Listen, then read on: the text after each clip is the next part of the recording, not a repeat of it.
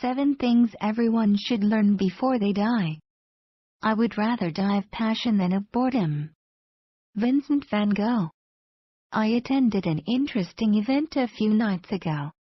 It featured 10 speakers who spoke for 10 minutes each on 10 things you should know before you die.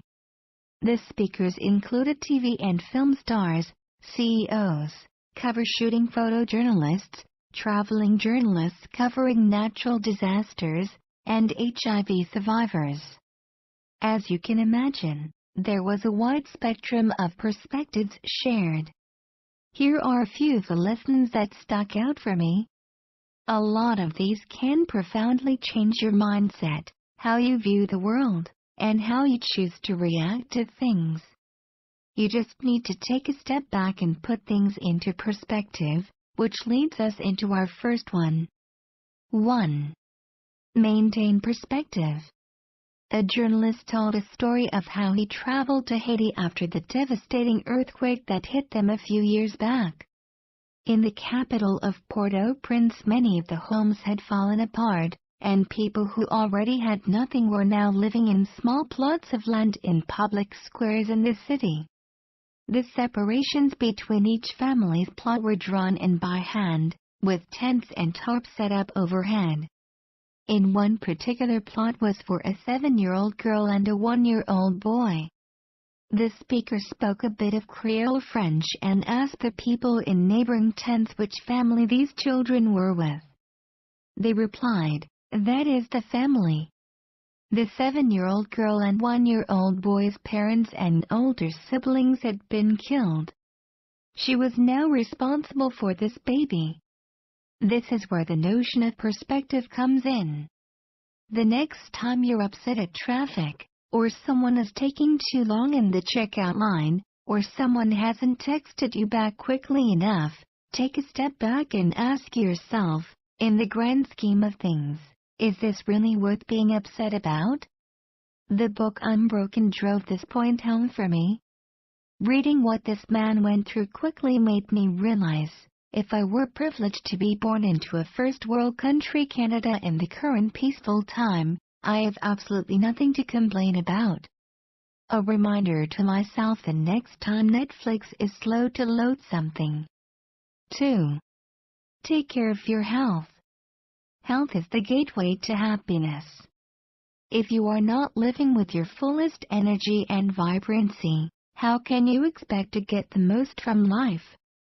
This was the main message from a middle-aged woman and entrepreneur who broke the status quo and went her own way in life, much to the dismay of her parents. She dropped out of school and traveled the world, falling into a few rough crowds on the journey and eventually settling in Toronto. There, she visited a local fresh juice place that ended up changing her life.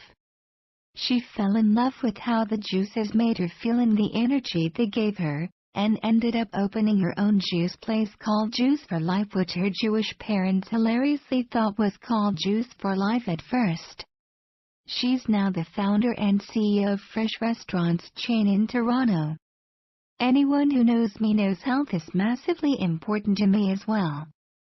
I always pose the question, is it not a bit crazy to think that people will spend more money on their car, their fashion, and accessories than they would on their body? Ask anyone with a serious illness what would they rather have. They all would give up everything they own to get healthy and undo the damage that was done. 3. Be true to yourself and your calling. If you are living and doing something that doesn't align with you, how can you ever be truly happy and enlightened? This was the main message from the founder of Yuck Yucks Comedy Club, a popular spot in Toronto. You can imagine the reaction he got from his friends and family when he told them he wanted to enter the comedy business. This was his passion, however, and he knew from experience that if he was doing something different, he would rarely be at peace or be inspired. When you find something that aligns and resonates with you, you will know it from the energy it gives you. The Vincent van Gogh quote sums the message here up quite nicely. Would you rather die of passion or of boredom? 4. Don't be afraid to stand out. When you go your own way and make your own path, you alone write your legacy. This was the motto of a female photojournalist who spoke to us. She joined the world of journalism in the 60s and 70s, when it was completely dominated by men. She was different from what was considered the norm, and despite ridicule, sexist remarks, and being seen as lower, she used it to her advantage. Being shorter than the male photographers, she was always in front of the pack, allowing her to capture some of the closest, most personal photos. She became one of the first females to have their photos published on the cover of multiple well-known magazines, and went on to be the prime journalist covering Terry Fox's run across Canada. It is your inherent right to challenge the status quo. Never be afraid to forge your own destiny due to the thoughts of others. People may laugh at you because you are different. You could pack up and quit here, or you could feel sorry for them because they are all the same. As well, never be afraid to challenge why things are the way they are. After all, this is the very question that has forged almost all innovation mankind has ever done. 5. Don't play the victim. As I mentioned earlier, one of the speakers was a girl born with HIV. She was abandoned by her parents and adopted by a supporting family with 9 other adopted children. Her new family took her in with love and put her through school like a normal child.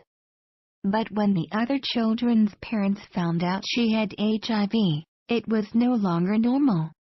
They refused to invite her over to birthday parties and sleepovers and forbade their children from being friends with her.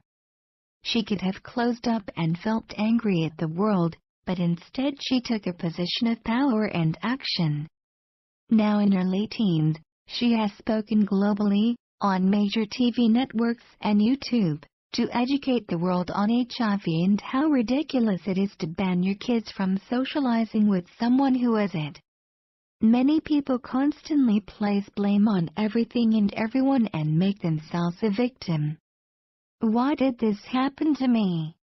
Why can't I make more money? Why am I stuck at this job? The world doesn't owe you anything. You were not born a victim. Yet when you look around, how many people do you find complaining about their situation but not taking any action or effort to improve it? The world gives you so much to work with if you work with it and put in the effort. 6. Redirect your energy. An actress told her story of failed audition after failed audition while witnessing other people's success. She knew she could have gotten caught in the negative energy of envy and blame, upset that others were getting roles, getting paid more, or traveling more. She didn't go this way, though. She knew envy can be channeled into focus and motivation. The lesson in here is quite simple. Instead of wasting energy being angry, envious, or jealous of those with more success, redirect that energy and ask, what can I learn from this person to improve my own life? As a result of doing this, she re-auditioned for a part she hadn't received and was so motivated she ended up blowing them away and getting the role on the spot. 7. Give your attention. One of the speakers began his talk with a severe stutter. The energetic crowd grew quiet, not knowing how to react. He then switched to a more fluent voice and told the audience he suffered with this stutter for the first 20 years of his life. When he was a young teen, he worked at one of Vidal Sassoon's salons, doing odd behind-the-scenes jobs where he didn't need to speak, like sweeping and tidying up after customers. Most people didn't give him the time of day or would mock his difficulty in speaking. One day it was announced that Vidal Sassoon himself, the CEO, was coming to visit their salon.